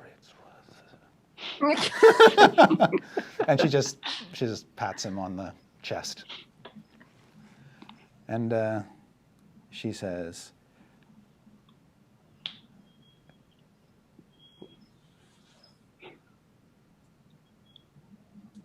it is customary for ships to respect each other's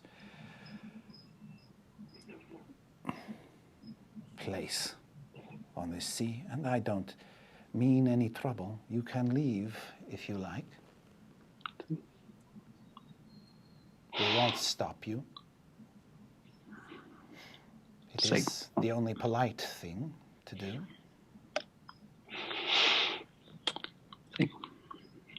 Before I agree to this, seeing as how I feel like that's very much not how it would go down, are space hippos of any interest to you?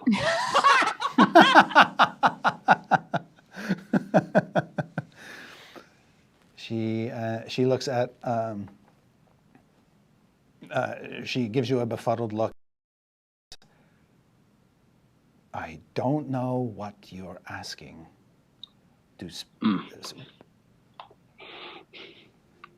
So no on the space. Okay. We don't need any space hippos. Ah, well, neither do we. That's unfortunate. Okay, well, it's been lovely. It was a pleasure to meet you and your lovely crew. I'm going. Feel free to return at any time.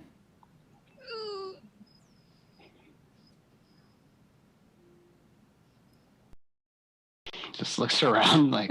And be sure to tell your friends and fellow crew that they'll always be welcome aboard my ship. Well, that's very nice of you. May you extend us the same courtesy if the time comes. You know what? People have their perceptions on you, but you know what? Bye. And I just want to try and fly away. Okay. you leave in a big cloud of smoke that just sort of engulfs the captain and the half-orc for a second. And He then calls you down, fly up sorry, into it's the air. not cancerous or anything. It's just like, Masterfully done. All right, and you soar back to your friends. I land. Yeah, I'm like, okay, so You just sort of land with this kind of slide across the deck, and then expertly sort of pull the broom out from between your legs as you stop. Trix is like, I'm how did he do it so good? Dieth immediately sees the bolt that was shot into Paulson. Oh yeah, there's that. And the first thing he says is like, "Oh my God, what happened? Are you okay?" It's like, oh yeah, well we got off on the wrong foot. Okay, so here's the thing. I met them. They were very lovely. They said we're welcome on their ship. They hope that we're welcome on theirs, and they mean us no disrespect. And there was a hell of a lot of nonverbal communication going on. I'm starting to think that this is probably going to be an issue. Also, they're also heading to Waterdeep. I don't know what that means. Oh no. Maybe they're just nice. Maybe we're wrong. Would you consider their posture threatening? Oh my God! I consider that whole aura. He looks at the hole in his shoulder. Like, All right. I give it a little bit. All right. I also like hand the broom back. Yeah. Thank you. By the way, you still Great have job. the bolt that was shot into your arm, and it's Yeah, got it's to been be there. like this long. Oh, jeez. Oh God. Oh. Strix will heal Paulton. Also, as like I'm handing the broom back as she takes Yeah, it, I don't initially let go. There's like some resistance. Yeah. I'm sorry about your mandolin. We'll get you something nicer. Just like. We are all taking care of each other. And I forgive you for hurting my feelings. I'm sorry I set everything on fire. And then she takes the broom away. Oh, they're I miss making up. flying. She Dieth like will... checks it to make sure it's still like intact. She's like, there's Yeah. a scratch on it right here. Dieth That scratch will- was there. That was there the whole time. I don't know what happened. Dieth will check with both Warrington and the crew to see if there's any kind of way they can do to disrupt their pursuers. Not with like direct engagements, but I don't think they have like depth charges or anything like that. But just like something they can use to like kind of block their path a little bit, so they have to. I don't know. Rudell will tell you that Ortame knew some sly magic that often came in handy for thwarting pirates, but she is, of course, not present. They don't really have anything on the open water. That all they can do is essentially continue on course. And since the other ship knows where we're going anyway, it's... Yeah, I just wanted to buy us some time so we don't both make port at the same time. They will try to just get as much out of the sails as they can. If Rudell will say, if any of your spellcasters know like gusts of wind spells or anything like that, that may be of use. Dieth turns to Paulton, Strix, and Evelyn. Guys, I might be able to help, but it might be a little dangerous. what? If I cast a fireball in the air behind the sails, the explosion will cause the sails to fill up with wind from the fire, and we'll go faster. That sounds like science to me. Now, Strix, you can shape the fire around creatures. You're not so good at shaping it around ropes and rigging. It would be pretty far away. This doesn't seem like a good idea. I'm just throwing things out there. So to Not- speak. Paul's just like, yeah, definitely. This ship needs more explosions for sure. I can't cast haste on a ship, can I? No. Yeah, there's really not much the crew can do other than maintain their course and get as much out of the ship as they can. What do we know about port at Waterdeep? Like a lot of us have spent a lot of time there. Funny you should ask. Day 30, you see it. The Waterdeep sits right on the coast. Its bay is enclosed by walls. Essentially, there's Waterdeep on the shore. sort of sloping down toward the water. And then there are some islands out in the harbor that the walls of the city extend out onto. They're built up onto these islands, creating a completely walled-in harbor, except for some gates through which ships can pass, these openings between the wall. And you know that in times of war, they can bring up giant chains out of the water to basically block those openings off. But they are open most of the time. And there are towers regularly spaced along the walls with like lighthouse fixtures on some of them. And so it's a highly defensible location in times of war. The harbor itself is divided into the Great Harbor, which makes up most of the harbor, and what's called the Waterdeep's Naval Harbor, which is a smaller, portioned off section of the walled harbor. The city itself rises up onto high ground very quickly, and you see castles, towers, buildings, and other things. The most striking feature of Waterdeep, of course, is the mountain. Mount Waterdeep rises from the corner of the land, and there is on one of the spurs of the mountain, a great castle, many spires, many flags atop it. It's by far the easiest thing to spot. I'm curious if we know, like if someone, from what Paulson told us, we get the impression that maybe they're just going to follow us, and then once we get to Waterdeep, there might be trouble. Potentially. I'm assuming is kind of what we're understanding. So knowing that we've spent a lot of time in Waterdeep, do we know that the harbor might be a safe place, or are we going to have to like would they stand for that kind of shenanigans? No. You know what I mean? Waterdeep's laws are incredibly strict. Violence in the open is almost sure to get you into serious, serious trouble. Waterdeep is well defended by a city guard. It has, which is the army. They man the walls as well as protect against external threats mostly. But they also have the city watch, which is a heavily garrisoned police force in the city, which strictly upholds the many laws that discourage any kinds of violence whatsoever. And on top of that, Waterdeep has the Griffin Cavalry, which is their aerial attack force of Griffin riding knights, and they have the Watchful Order of Magists and Protectors, wizards of Waterdeep who basically swoop in and help the army deal with any serious threats. So Waterdeep is extremely safe. Only a fool would engage in an open conflict in the city or its harbor. So look, if we can stay safe on the open sea, which it seems like we can, we just get to Waterdeep, we let the guards know there's some real suspicious characters following us, and then we'll be fine. Yeah, I think you're right. I don't think they're foolish enough to actually attack us or do anything. I mean, to never us. mind that then they'll be lurking in the shadows the entire time we're in Waterdeep, but Okay. I don't know. As your vessel glides between the great walls into the harbor, you are struck by their immensity. You're also struck by the size of the harbor itself. You've seen it, of course, but probably not from this vantage point.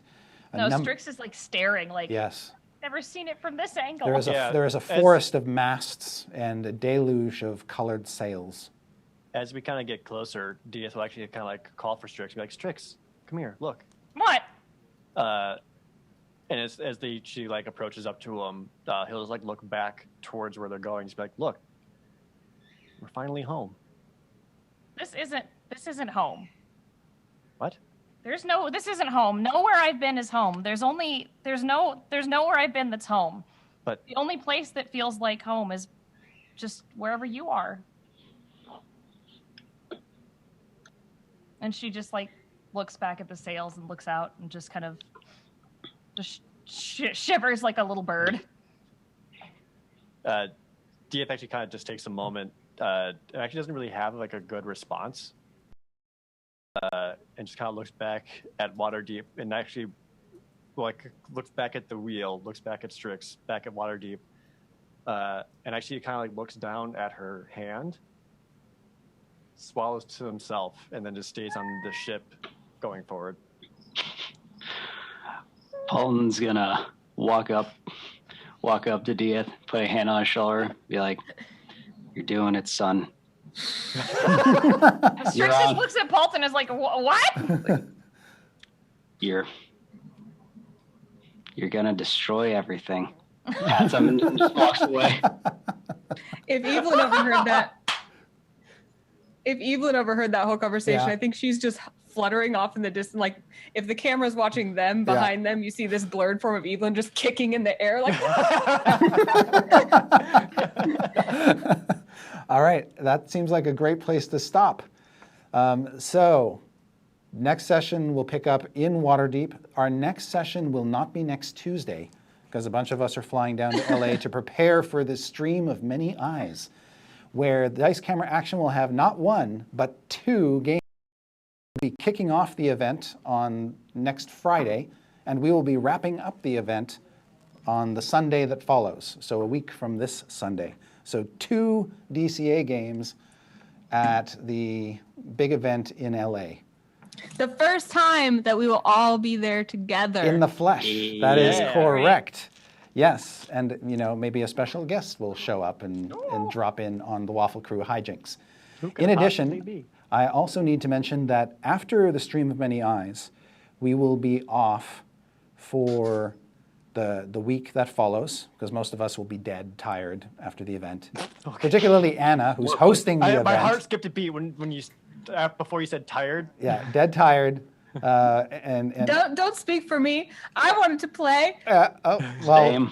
suffice to say, not all of us here at Wizards will be in any shape to mount this exercise immediately after then. So we will be off the 5th. The following week is the week of E3, and a number of us are tangled up in that. So we will also be off the 12th. So DS Camera Action for the future will be the 2 shows at the Stream of Many Eyes, and then 2 weeks off, and we'll be back doing Waterdeep-y things on 6/19. Yes, June 19th. Yes. That's so far away. I know, and we It'll go ended by on a so happy fast. cliffhanger. I would just like to say, Yes. Yeah, this is what That's qualifies true. as That was a happy really cliffhanger. good like to say, Yeah, this is a good one. I love it. We don't have enough of those. I'm thinking we No. need more of those. Oh, weird. Yeah. All right. Any other announcements? I have one. Evelyn is going to be in Idle Champions Yes. sometime this week. Yes. And you can see her below my face, and you can also see her from the GIFs and some art that I've gotten to tweet. And I have so much more. So watch my Twitter at Anna Prosser, and hopefully some Instagram as well for those pieces of art. Today, I got to share my favorite one, which is Evelyn squeezing Strix as hard as she Yeah. I can. love that one so much. And her tongue sticks out like, Yes. And that was especially for Holly's birthday, too. So happy Yay. birthday to Also, Holly. happy birthday, Holly. hey, Yeah, happy thank you, birthday, Holly. Yeah, so everybody please send Holly happy birthday messages. And I'm looking forward to seeing y'all at the stream. And I feel like there was something else because I always forget something, but I think Idle Champions is all that matters. So there you go. The season finale of Trapped in the Birdcage is this week. So on Yes! Thursday, we will be having the season finale of Trapped in the Birdcage. Oh boy, it'll be fun. Expect surprise and intrigue and insanity. My D&D news is that Dark and Dicey has begun. We are 2 episodes in. It's usually on Mondays, but it won't be on for the following 2 Mondays because all the same reasons. But we're going to be at Stream of Many Eyes. That's right. So in between that, I'll have a game every day there. And then my non-D&D news is my new album, Paid Exposure, comes out next week on Friday, and I'm very excited, and it's going to be great. I don't really have any of my own crazy announcements other than come watch the Stream of Many Eyes and make sure you watch every day. There's lots of really cool things are happening during that. I also want to always shout out the Dice Camera Action subreddit for all kinds of really cool fan art. Lots of Evelyn and Mermaid fan art. That was great. Last week. Lots of that. Yeah. Fan art, fan fiction, a lot of fan theories, which I always love reading because I feel like a lot of people pick up on things that I didn't think they ever would. So Yeah. I'll spam that link. And then Spam also immediately after this show will be Waffle Talk over on the Power Score RPG Twitch, which also gets rehosted by the D&D Twitch tomorrow sometime, I believe. Thursdays before Or Trapped in Thursdays. Birdcage. Thursdays right before Trapped in Birdcage. So that's another good way you got to get caught up. So check out that too. Yes. Also, right after this, I'm DMing Miss Click's D&D Lost Mine. Yep. And we're in Cragmaw Castle. It's a blast. Actually, yep. That's going to be awesome. And we would be remiss if we didn't also wish a happy merry birthday to our Queen of Maze Arcana, Satine Phoenix. Yes! Oh, it's her So, birthday too. yes, Oh, it happy is. birthday, Satine. So, Happy birthday, if Satine. you're out there, We're happy birthday birthday, twins. Satine. Yeah, and we'll see her at the Stream of Many Eyes as well. So super cool. Lots of people going to be there. Stream of Many Eyes is going to be super cool. Come Yeah. watch. All right. I can't wait. Can it be tomorrow, please? No, it can't be tomorrow, please. Too many things to do. Too many things. All right. Not with that attitude. Okay. We're out of here. Thanks, everybody. Take care of yourselves, and we'll see you out there. # No Stone Unturned. No stone unturned. No stone Bye, unturned. everybody. All right.